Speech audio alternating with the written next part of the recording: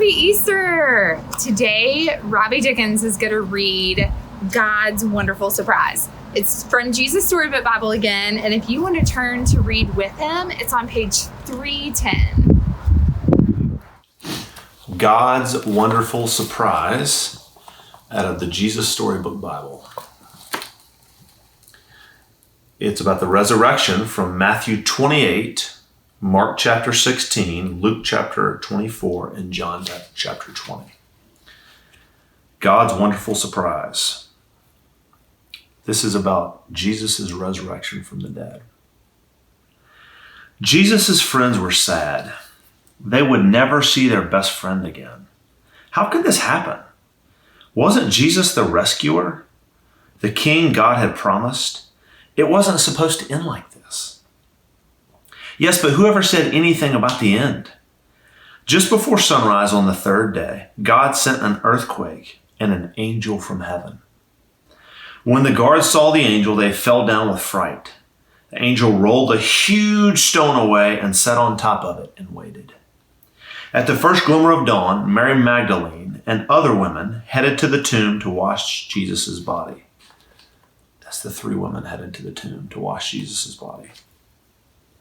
The early morning sun slanted through the ancient olive trees, drops of dew glittering on leaves and grasses, little tears everywhere. The friends walked quietly along the hilly path through the olive groves until they reached the tomb, and immediately noticed something was odd. It was wide open. They peered through the opening into the dark tomb, but wait, Jesus' body was gone.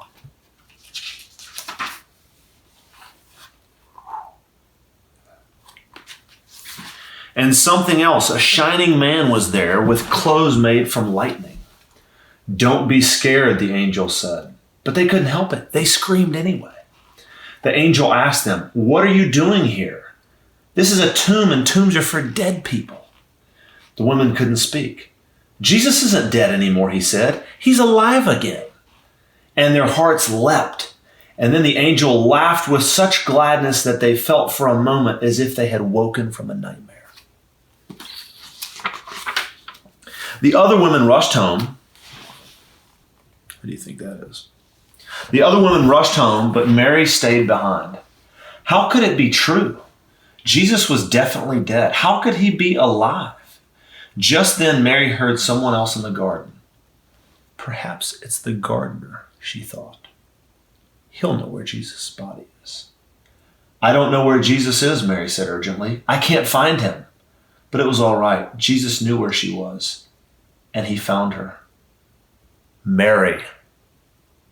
Only one person said her name like that. She could hear her heart thumping. She turned around. She could just make out a figure. She shaded her eyes to see and thought she was dreaming. But she wasn't dreaming. She was seeing. Jesus! Mary fell to the ground. Sudden, tears filled her eyes and great sobs shook her whole body. And all she wanted in that moment was to cling to Jesus and never let him go. "You'll be able to hold on to me later, Mary," Jesus said gently, "and always be close to me. But now, go and tell the others that I'm alive." That's her running to tell the others. Mary ran and ran all the way to the city. She had never run so fast or so far in her life. She felt she could have run forever. She didn't even feel like her feet were touching the ground.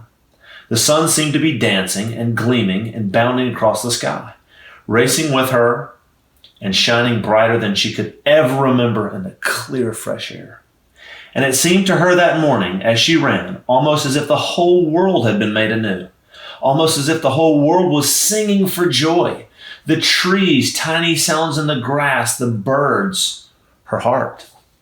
Was God really making everything sad come untrue? Was he making even death come untrue?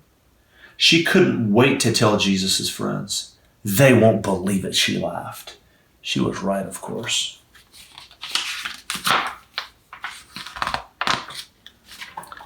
And that's the end. And that's how we celebrate surprise of Jesus' resurrection. 'Cause even when